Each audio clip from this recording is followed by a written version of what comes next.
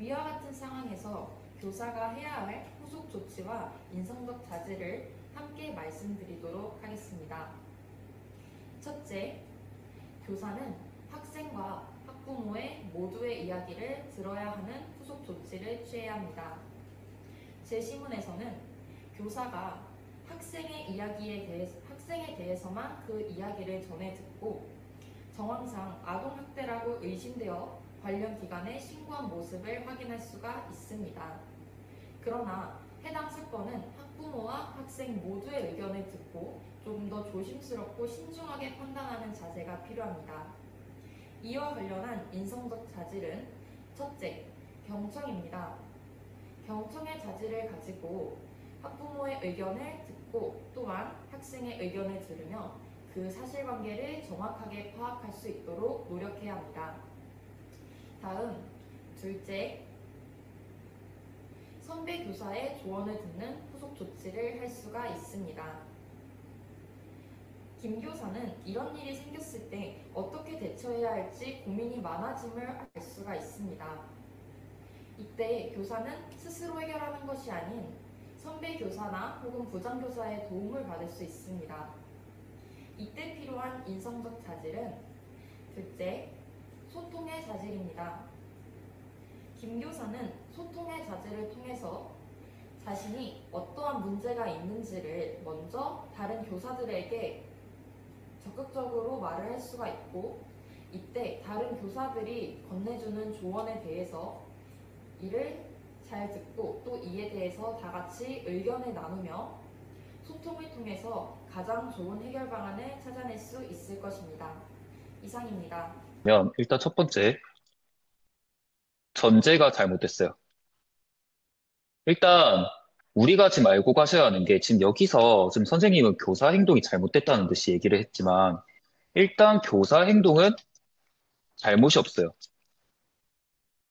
왜냐? 일단 교사에게 매뉴얼은 뭐냐? 아동학대 징후가 분명히 보이면은 무조건적으로 신고를 하게 돼 있습니다. 그렇기 때문에, 일단 여기서 교사 행동 자체에 대해서 뭐 잘못됐다는 식으로 얘기하면은, 이거는 옳지 않다고 봐요. 그래서 차라리 선생님이 하실 것 같으면 뭐 사과를 한다. 그리고 왜 그랬는지 이제 뭐 경위를 말씀드린다. 이런 식으로 갔으면 차라리 좀 나았을 거예요. 물론 이거는 제가 원하는 답은 아니에요. 자, 근데 지금 보시면은 선생님이 학생과 학부모 이야기를 모두 듣는다. 그럼 보세요. 우리가 이런 질문을 할 수가 있어요. 그럼 이제 아동학대 징후가 있을 때, 그럼 학부모한테, 그 어머님 혹시 학부모님께서 지금 애에 지금 얼굴에 상처가 있는데, 혹시 아동학대 하셨어요?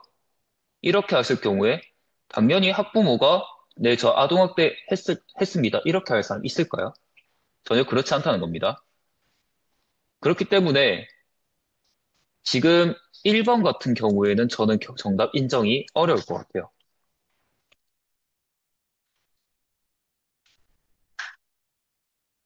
자, 선배 교사 조언 듣는다? 뭐, 이거는 상황에 따라 맞을 수 있지만, 이거는 지금 딱 전형적인 만능 답안 티가 납니다. 선생님, 이거 만능 답안을 쓰셨죠? 지금.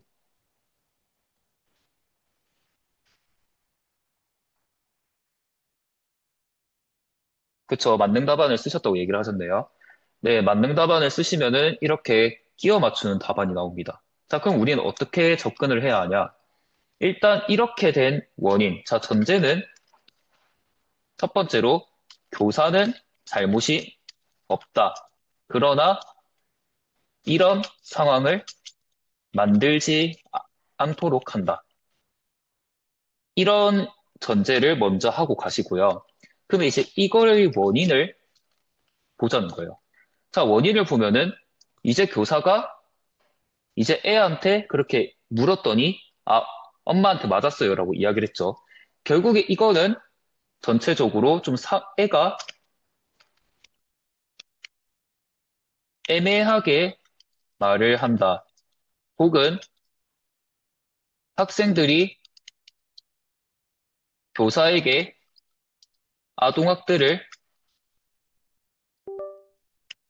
여부를 정확하게 이야기하지 않는다. 자, 것 때문에, 그런 경우들이 있기 때문에 우리는 지금 제시문 같은 상황이 발생한다 이거예요. 그래서 우리가 지금 해결 방향은 뭘로 하냐? 결국 학생들이 이제 아동학대에 대해서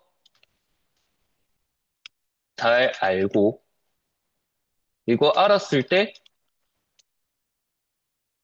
분명하게 신고한다. 이런 방향으로 가면 됩니다. 자, 이거는 제가 실제로 시험을 칠 때 이런 방향으로 답변을 했었고, 실제 정답이 인정이 되었습니다.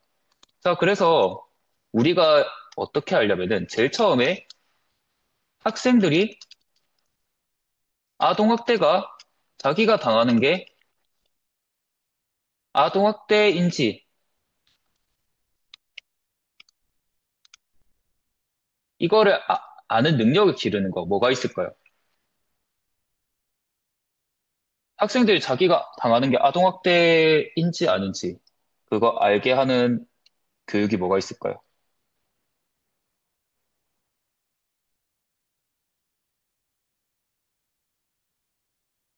뭐가 있을까요? 체크리스트라기보다는 일단 우리가 교사가 교육을 해요. 무슨 교육을 해야 학생이 자기가 당하는 게 아동학대인지 판단할 수 있을까요?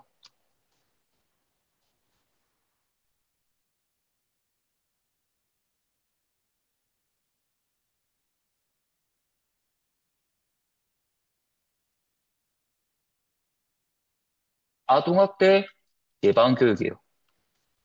이거를 통해서 정서적, 신체적 아동학대가 어떤 유형이 있는지 그런 것들을 학생들 아는 역량을 키우는 거예요. 그럼 이제 이거 관련해 가지고 나올 수 있는 거는 뭐 책임감 이렇게 될 수 있겠죠. 자, 그 다음에 이제 학생들이 자기가 아동학대인 거 알았어요. 알았지만 솔직히 이거를 우리가 편안하게 얘기할 수 있을까요? 아, 애들한테 나 아동학대 당했다 이렇게 얘기를 하기 편할까요? 그렇지가 않죠. 그럼 이제 선생님이 만약에 이런 고민이 있거나 뭔가 힘든 일 같은 경우에는 주로 어떤 사람들한테 얘기를 할까요? 뭐 낯선 사람들이나 뭐 친하지 않은 사람들한테 얘기를 할까요? 아니면 좀 편안한 사람들한테 얘기를 할까요? 그렇죠. 편안한 사람이 되는 거죠. 그래서 교사가 편안한 사람이 된다. 자, 그러면 이제 이거로 어떻게 할 수 있냐?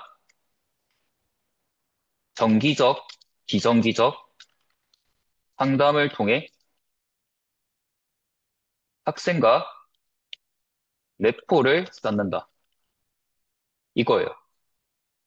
자, 그러면 이제 이거를 통해서 학생들이 뭔가 힘든 일이 생겼을 때, 아동학대를 당한다 싶을 때, 당연히 교사한테 편안하게 즉시 얘기를 하는 거예요.